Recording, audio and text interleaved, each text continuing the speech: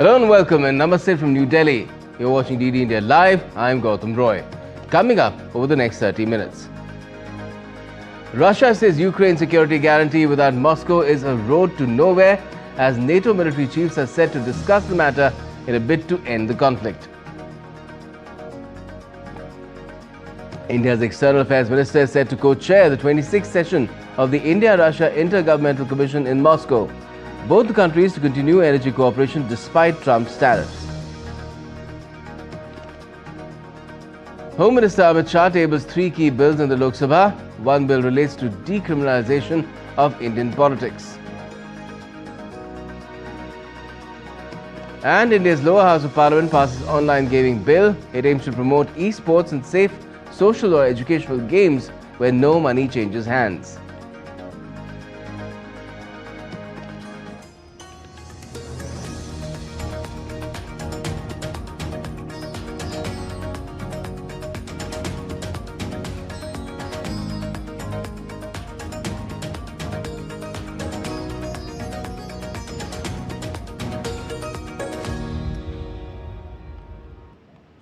Russia said on Wednesday that attempts to resolve security issues relating to Ukraine without the participation of Moscow was a road to nowhere.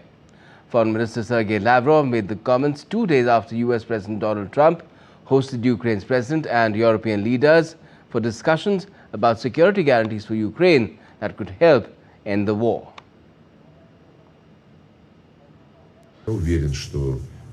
I believe that the West, and especially the US, understands perfectly well that seriously discussing security issues with the Russian Federation is completely unrealistic and a road to nowhere. Это утопия, это путь в них. The Russian Foreign Minister also said that territorial changes are often an essential component of conflict resolution. И да, территориальные изменения очень часто являются неотъемлемым компонентом достижения договоренности. Таких примеров множество. Я хочу еще раз особо подчеркнуть, мы никогда не вели речь о том, что нам просто нужно захватить какие-то территории. Ни Крым, ни Донбасс, ни Новороссия, как территории, никогда не были нашей целью. Нашей целью было защитить людей, русских людей, которые столетиями проживали на этих землях, которые открывали эти земли, проливали за них кровь и в Крыму, и на Донбассе, создавали города, Одессу, Николаев, многие другие, порты, заводы, фабрики. Now, a day after US President Donald Trump offered security assurances to help resolve the conflict during a rare White House summit, the path to peace remained unclear as the US and its allies began discussions on the nature of potential military support for Ukraine. White House Press Secretary Caroline Leavitt confirmed that US air support was an option and a possibility. U.S. boots will not be on the ground in Ukraine, but we can certainly help in the coordination and perhaps provide other means of security guarantees to our European allies. The President understands security guarantees are crucially important to ensure a lasting peace, and he has directed his national security team to coordinate with our friends in Europe and also to continue to cooperate and discuss these matters with Ukraine and Russia as well. Trump also said that he would not deploy US ground troops to Ukraine, but added that the United States might provide air support as part of a deal to end the conflict. The US President also spoke with Hungarian Prime Minister Viktor Orbán on Tuesday about the possibility of hosting a summit with Zelensky and Putin in Budapest. Ukrainian President Volodymyr Zelensky has hailed the White House talks as a major step forward towards ending the conflict and setting up a trilateral meeting with Putin and Trump. Also, according to the officials, NATO military leaders are set to meet Wednesday to discuss Ukraine, with US General Dan Kane expected to join the meeting virtually. Now, the Russian army said on Wednesday that it had captured 3 villages in eastern Ukraine, claiming fresh territorial gains despite US-led peace efforts and a flurry of diplomacy to end the conflict. Russia's defense ministry said on Telegram its troops had continued to advance deep into the enemy defenses in an embattled Donetsk region, taking the villages of Suketske and Pankivka. The Russian army further said it has captured the village of Novogeorgievka in a neighboring central eastern Dnipropetrovsk region. India's External Affairs Minister Dr. S. Jaishankar is on a visit to Russia, and he's interacted with prominent scholars and think tanks of Russia. Now, they discussed Indian-Russia relations, contemporary world geopolitics, and India's viewpoint. Earlier today, the External Affairs Minister paid tributes to Moscow's Tomb of the Unknown Soldier. He's expected to co-chair the 26th session of the India-Russia Intergovernmental Commission on Trade, Economic, Scientific, Technological and Cultural Cooperation. That's the IRI-GCTEC. The External Affairs Minister will also address the India-Russia Business Forum meeting in Moscow. He will also meet Russian Foreign Minister Sergei Lavrov and review the bilateral agenda and share perspectives on regional and global issues. The visit aims to further strengthen the long-standing and time-tested India-Russia special and privileged strategic partnership. Dr. Jaishankar will be in Russia till the 21st of August, which is till Thursday. Now, Dr. Jaishankar is currently in Moscow, as I said, on a 3-day official visit aiming to deepen strategic ties between India and Russia.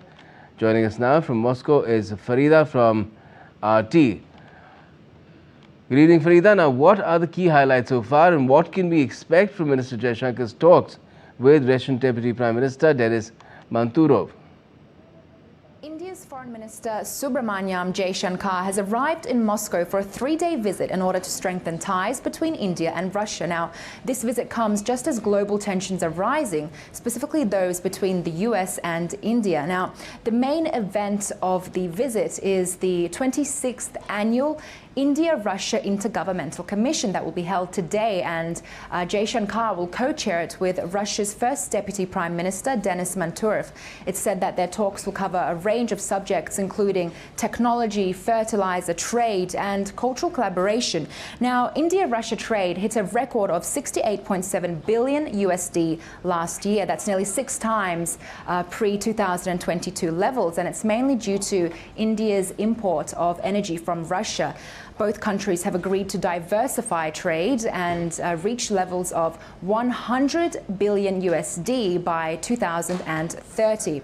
Now, on Thursday, Subramanyam Jaishankar will meet with his Russian counterpart, Foreign Minister Sergei Lavrov, and it's said that a dialogue between them will cover a broad strategic agenda, including ongoing global conflicts, regional security and stability, and coordination in multilateral forums such as BRICS and SCO. Now, Jaishankar's visit comes just as recently the US placed an additional 25% tariff on India due to India's ongoing oil trade with Russia. However, India has emphasized that buying oil from Russia is a national interest in order to support its 1.4 billion population, and has denied any reports of it stopping its purchases of oil from Russia. Now, this trip is seen as a signal of India maintaining its independent foreign policy and keeping its options open. Now, India-Russia ties appear to be strengthening, as we're seeing numerous high-level talks between officials. Just 2 weeks ago, India's National Security Advisor Ajit Doval visited Sergei Shoigu here in Moscow. We've seen numerous talks between Narendra Modi and Vladimir Putin, as well as Putin's confirmed trip to India towards the end of the year. Now, this suggests that partnership between India and Russia is really strengthening, and we're seeing cooperation not only for balancing strategic dialogue, but also on global issues such as the Ukraine conflict.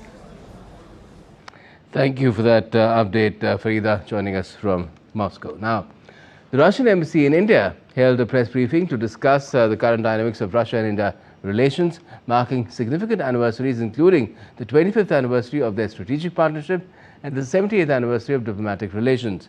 The discussions highlighted the increased cooperation within BRICS, particularly in the financial sphere, driven by the need for safer transactions and mutual benefit. It emphasizes BRICS' role as a stabilizing force in a turbulent global environment, with trade among its members growing significantly.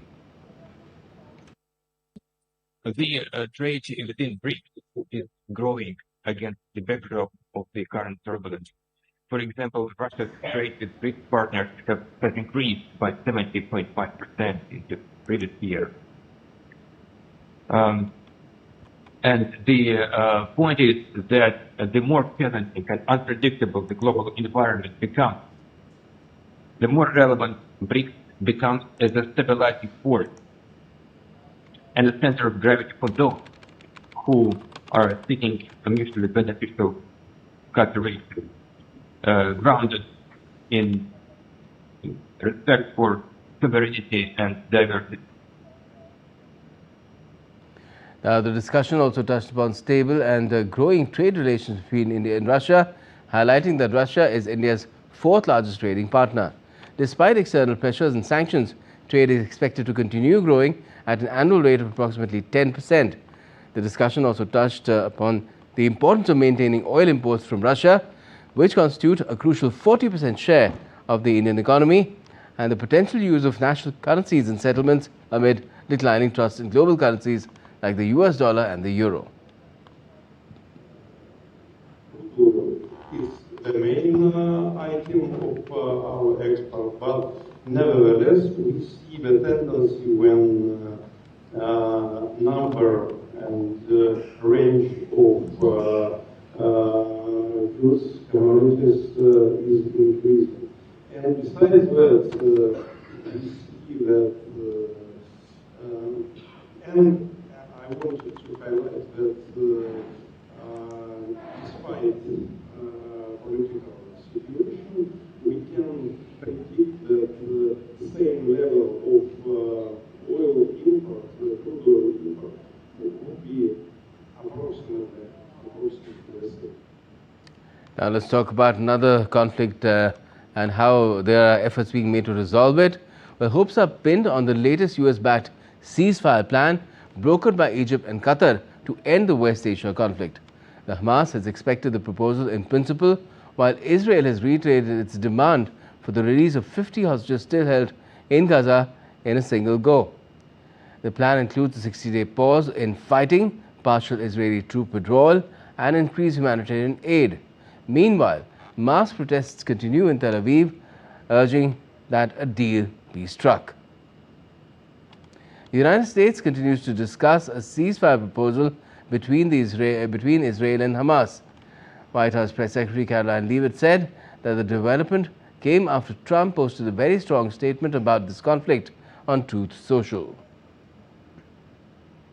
I don't think it's a coincidence that Hamas accepted this proposal after the President of the United States posted a very strong statement about this conflict on Truth Social yesterday. I would refer you back to that statement. As for this proposal that Hamas has now accepted, the United States continues to discuss it, and I'll let the President weigh in on it definitively. Israeli Defense Minister Israel Katz has approved the military's plan to take over Gaza City and has authorized the call-up of around 60,000 reservists. The IDF said that the action would significantly tighten Israel's grip on the area and limit the Hamas's ability to operate there. The military official also added that most forces that would operate in the enclave's largest urban center would be active duty soldiers.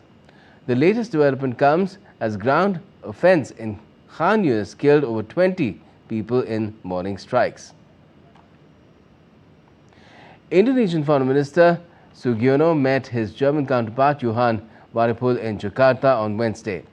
During the meeting, Foreign Minister Sugiono said that Indonesia and Germany are looking to strengthen trade and investment cooperation ahead of the Indonesia-EU CEPA agreement in 2026.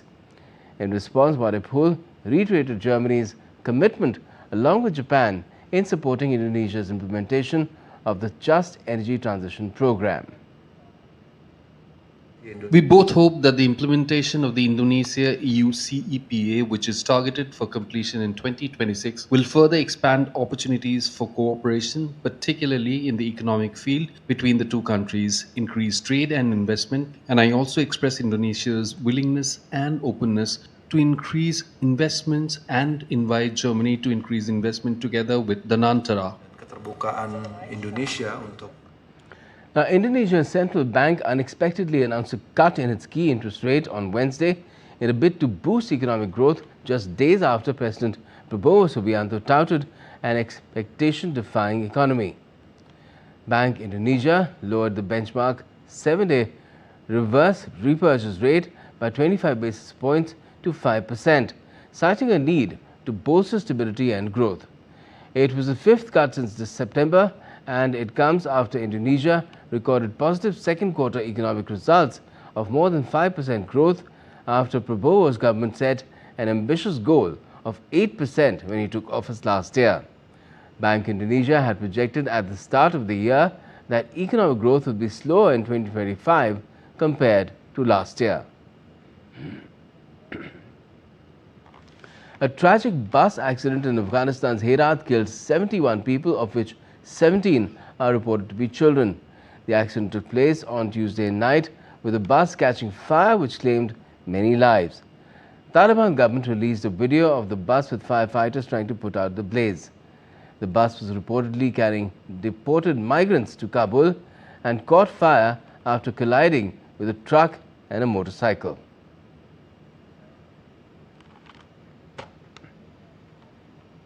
And still to come on this edition of DD India Live. India slams Pakistan on religious conversions of minorities. National Democratic Alliance candidate C.P. Radhakrishnan files his nomination papers today for the post of Vice President of India. And world champion D. Gukesh beats Uzbek Nodirbek Abdusattorov in the second round of the Sinkfield Cup 2025.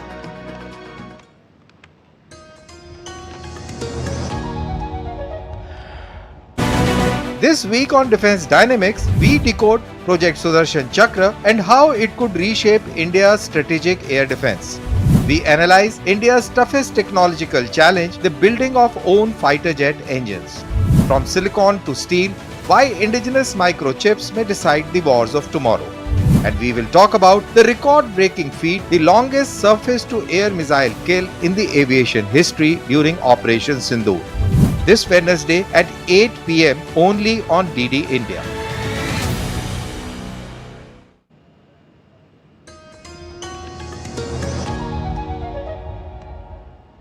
Welcome back. You're watching DD India Live. I'm Gautam Roy. Now, India has slammed Pakistan at the UNSC over forced religious conversions of thousands of vulnerable women and girls. Addressing the open debate on conflict-related sexual violence, India's diplomat Eldos Matthew reminded UNSC about the violations by Pakistani army against Bangladeshi women in 1971 at a time when Pakistan is sitting as a non-permanent member. He added that the atrocities by Pakistan still continue unabated. Before I conclude, I would like to briefly address the baseless allegation raised by the delegate of Pakistan. The utter impunity with which Pakistan army perpetrated heinous crimes of gross sexual violence against hundreds of thousands of women in erstwhile East Pakistan in 1971 is a matter of shameful record. This deplorable pattern continues unabated and with impunity to this day.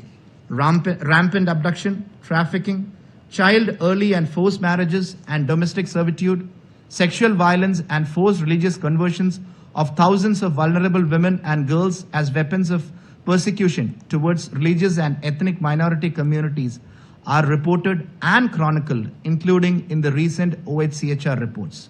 These reports highlight that the vile acts by Pakistan are also validated by its judiciary.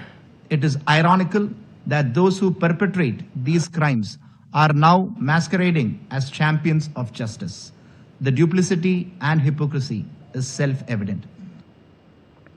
Asserting that a multifaceted approach is need of the hour in today's times when the world grapples with various conflicts, the diplomat said that the focus should be on adopting survivor-centric approach in prevention and response mechanisms. He added that India has taken several steps to deal with the issue and is ready to share its experience.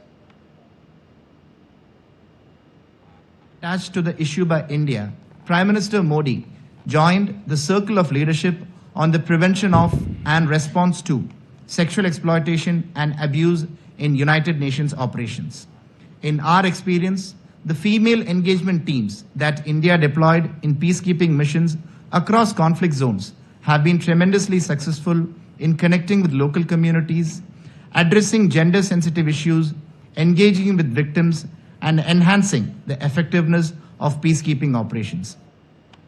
Home Minister Amit Shah introduced 3 key bills in the lower house of the Lok Sabha of the Indian Parliament on Wednesday. Among them, the Constitution 130th Amendment Bill 2025 aims to decriminalize Indian politics. The other 2 bills are the Government of Union Territories Amendment Bill and the Jammu and Kashmir Reorganization Amendment Bill. These bills were introduced amidst the opposition's protest over the special intensive revision exercise in Bihar.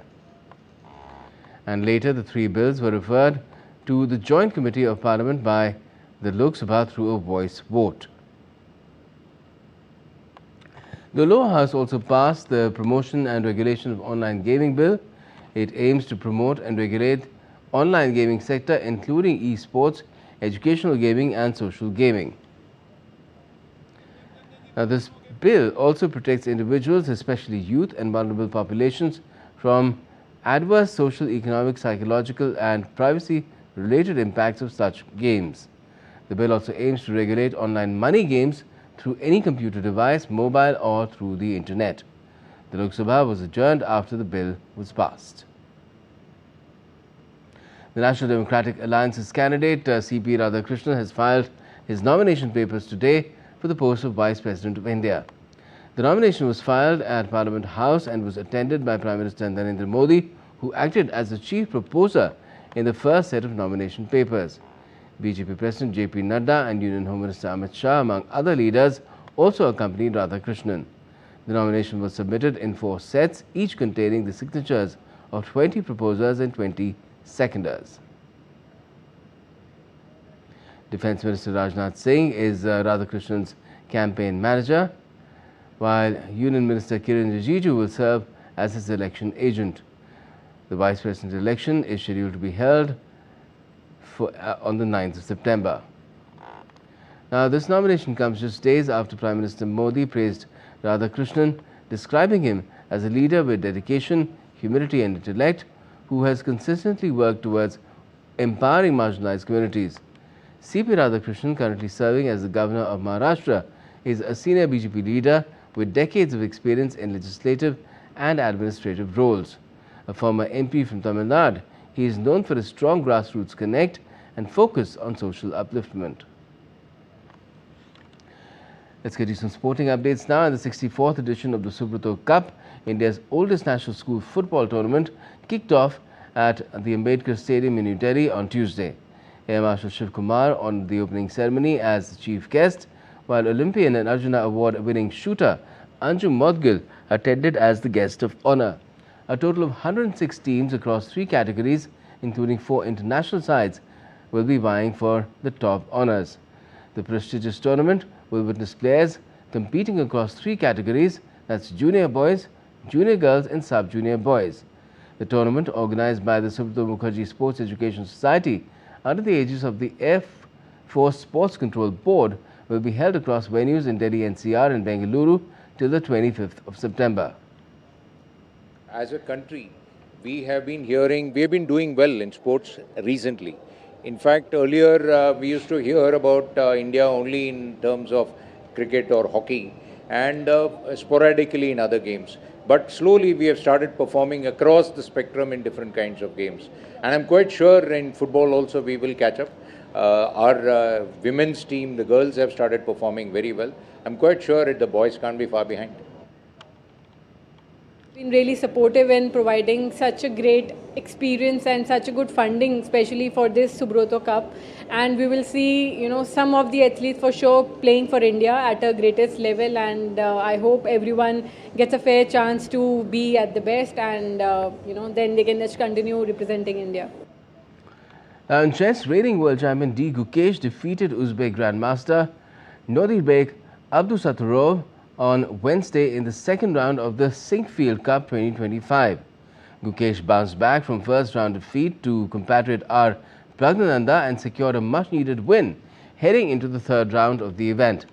Playing with the white pieces, Gukesh outplayed his opponent in a chaotic encounter that lasted 50 moves. Meanwhile, Praggnanandhaa played out a draw against American Grandmaster Fabiano Caruana. Praggnanandhaa is now in the joint lead of the tournament alongside French Grandmaster Firouzja and America's Levon Aronian. And that's all we have for this edition of DD India Live, but let us know your thoughts on the news of the day. And for those on the go, you can get all the latest news and updates from India and across the world on DD India's mobile app. It's available on both Android and iOS. Just scan the QR code, download the app. And we'll be back with more news as it breaks here on DD India.